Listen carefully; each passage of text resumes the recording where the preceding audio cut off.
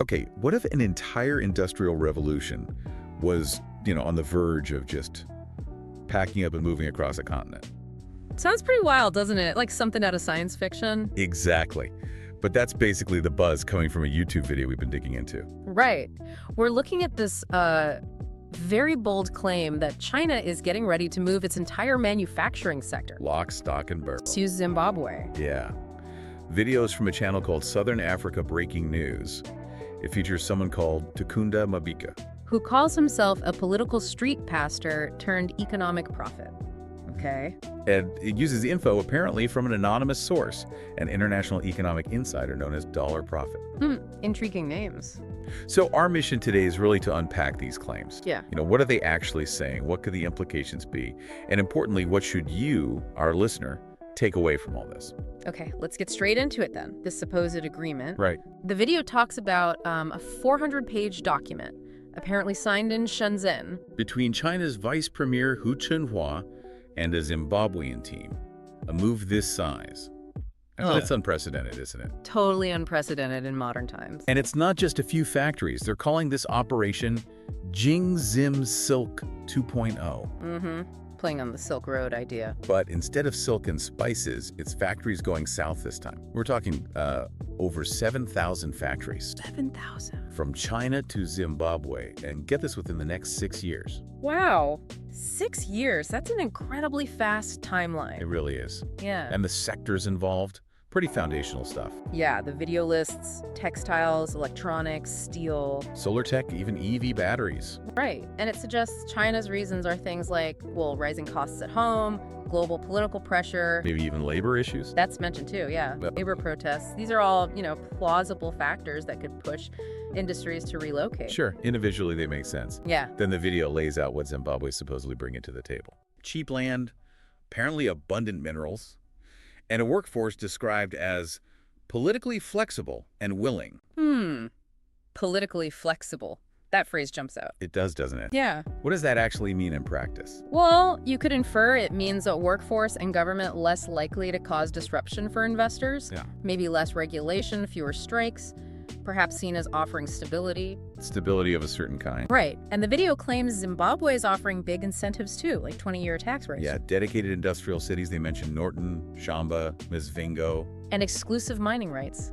Lithium, gold, copper. Without, and I quote, a bribe on paper, suggesting it's all above board, formally agreed. Interesting phrasing. And in return, Zimbabwe supposedly gets infrastructure development. That seems to be the main promise. Roads, rail, maybe power. Which, if this scale of industry arrived, would be absolutely essential. So let's dig into that a bit more. Why Zimbabwe specifically? According to this Dollar Profit source, Right. There are three main reasons. First, minerals. Okay. Critical ones. Lithium, uranium, rare earths.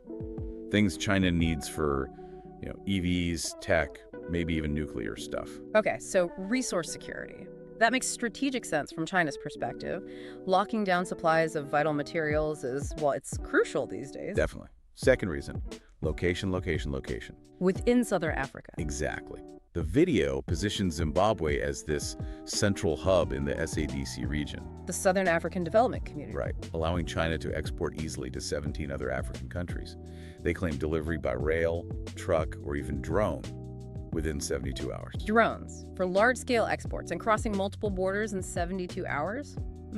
That sounds logistically challenging, let's say. Very challenging, but that's the claim. And the third reason. Let me guess. Politics. You got it. The video calls it political control without democratic headaches.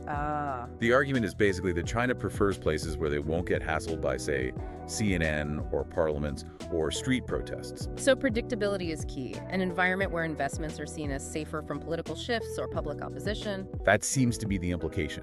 It's a specific view on investment climates. It certainly is. Okay, so if this were to happen, how would it look on the ground? The video outlines specific zones, right? It does. Really specific. Mzvingo, for example.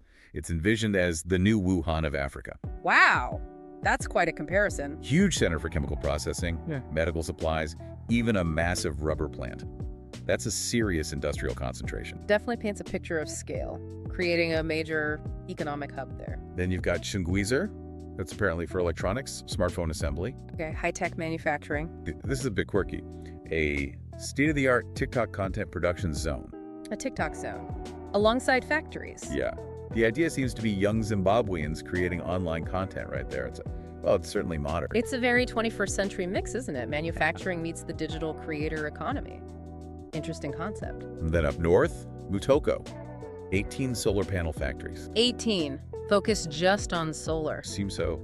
With plans to export across the SADC region using a Mutare border post. So positioning Zimbabwe as a regional hub for green tech exports, that aligns with global trends. Makes sense. And finally, Norton.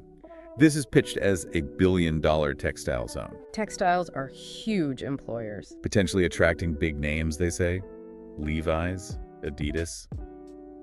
There's even a rumor of a Maiden Zim Nike line for African markets. A local Nike line? That would be something. Bringing global brands for local and regional production? It's a compelling picture, but it's not just factories, is it? There's major infrastructure mentioned. Absolutely crucial for this kind of plan. What did they list? Rebuilding the railway from Harare to Beira in Mozambique. Okay, essential port access. And speaking of ports, a new deep-sea port in Mozambique, apparently co-funded with the UAE. UAE involvement, that's another interesting layer, a trilateral aspect. And 3 entirely new AI smart cities. Smart cities, where? Lavuma, Gweru, and Kwikwe. Supposedly to house the incoming Chinese workers and support all these new factories. Building new cities from scratch. I mean, the level of ambition described here is just staggering. It really is. But then, amidst all this almost utopian vision... There's always a but, isn't there? There is. Dollar Profit, the insider source, apparently offers a serious warning. Okay, what's the concern? He warns against, and this is a direct quote, another colonialism with chopsticks instead of rifles. Wow, strong words. Very. He says Zimbabwe must keep majority ownership 51% at least in these ventures and renegotiate contracts every 5 years. That's about sovereignty and ensuring benefits actually stay in Zimbabwe. Classic concerns with large-scale foreign investment, right? Right. Avoiding exploitation. Exactly. He also worries China might be, taking advantage of Zimbabwe's current economic situation. Yeah. Betting on desperation, as the video puts it. A valid concern. Leverage in negotiations is key. But he's not all doom and gloom. He also offers this incredibly optimistic flip side. Which is? That if Zimbabwe handles this right, it could become the Dubai of Africa by 2040. Dubai, okay, that conjures images of, well, rapid transformation, wealth, global status, a very high bar. A very high bar indeed. But that's the potential upside painted in the video. So what does that future look like according to them? Picture this. Factories running 24/7. Smart cities powered by solar. Bullet trains connecting them. An unbelievable 4 million new jobs created in just 6 years. 4 million jobs in 6 years. That would utterly transform the country. Completely, and even a new local currency, backed by lithium. A commodity-backed currency. That's an old idea, finding new life, potentially.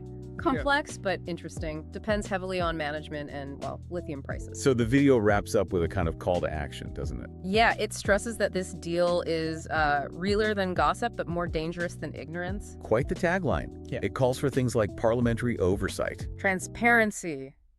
Youth involvement. Community land ownership near the factories. Yeah. And it warns against secrecy, mentioning something called mirage diamonds. As a cautionary tale, presumably, Right. about deals done behind closed doors. These are all standard calls for good governance around major projects. Right. And the final takeaway message is this potential shift. From hustlers to manufacturers. Yeah.